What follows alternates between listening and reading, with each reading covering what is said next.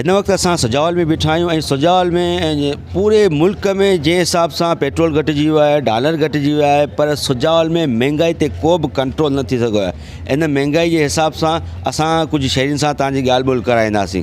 ॿुझ ते चढ़ी वई आहे, कंहिंखे जूं बि कोन थी सुरे त ग़रीब माण्हू वीचारा पोरियत माण्हू छा कनि।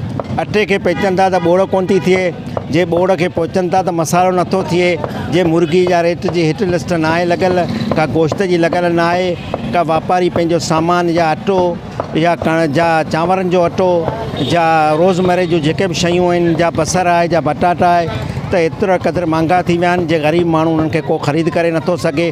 तहिवारी ॻाल्हि DC साहब ख़ामोश आहे, SDM साहब ख़ामोश, मुख़्तियार कार ख़ामोश आहे, अॻियां जेके वॾा कामोर आहिनि सभु ख़ामोश थिया वेठा आहिनि। ग़रीब लुटजनि पिया, ग़रीब फुरजनि पिया, कंहिं बि माण्हू खे अहसासु नथो थिए। असांखे निगरान हुकूमत मां वॾियूं उमेदूं हुयूं, पर अलाए छो जे निगरान हुकूमत बि ख़ामोश थी वेही रही आहे ऐं पंहिंजे परस्तारनि खे नथी चए त को कानून जो को क़दम खणनि जंहिंजे करे का सवलाई थिए, का महांगाई ते को कंट्रोल थिए। महिरबानी। महंगाई एतिरो त रूज ते पहुची वई आहे जो ग़रीब मज़दूर तबिको तमामु घणो परेशान आहे। छो जो परेशान आहे त उहो न को अटो थो वठी सघे, न को माना को कंहिं कपिड़ो गंदी थो वठी सघे। जेकॾहिं अटो वठे थो त घर में गेह कोन्हे, जे गेह वठे थो त सब्ज़ी कोन्हे। ऐं ग़रीब मज़दूर जेको माण्हू आहे। ऐं ॿी ॻाल्हि त इहा आहे, उहो जेको पघार वारो जेको ग़रीब मुलाज़िम आहे, दुकाननि तां उधर ते जेको सामान खणे थो पघार जे आसिरे ते, उनखे दुकानदार जेके आहिनि से एतिरो त रेट ज़्यादा ॾियनि था जो हुनजो पघार जेको आहे सो उन बिल में ई पूरो थियो वञे थो।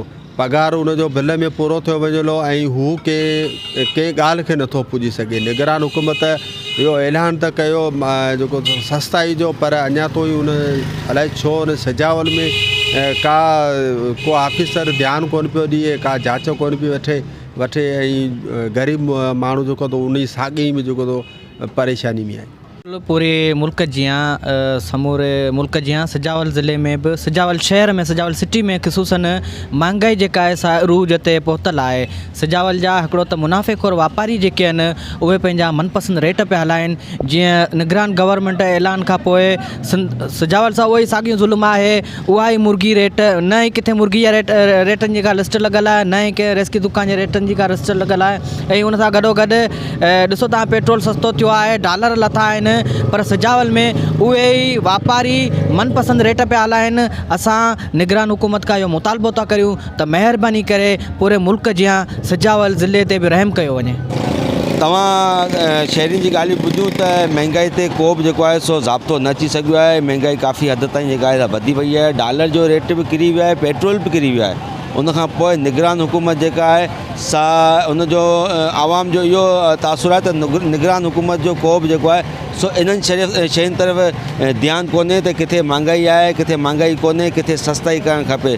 ऐं ख़ासि करे जेको आहे पघार ते जेका माण्हू राशन वग़ैरह खणनि था त उनखां मुनाफ़ाखोर जेका आहिनि सो ज़्यादा मुनाफ़ो वठी करे उन्हनि जो जेको पघार जेको महीने जो आहे उनखां वधीक जेको आहे उन्हनि जो बिल अचो वञे। इन्हनि करे हिननि इंतिज़ामिया खां ऐं निगरान हुकूमत खां मुतालबो कयो आहे त जल्द खां जल्द इन महांगाई ते ज़ाब्तो आंदो वञे। कैमरा टीम सां गॾु इमरान अली, इबरत न्यूज़, सजावल।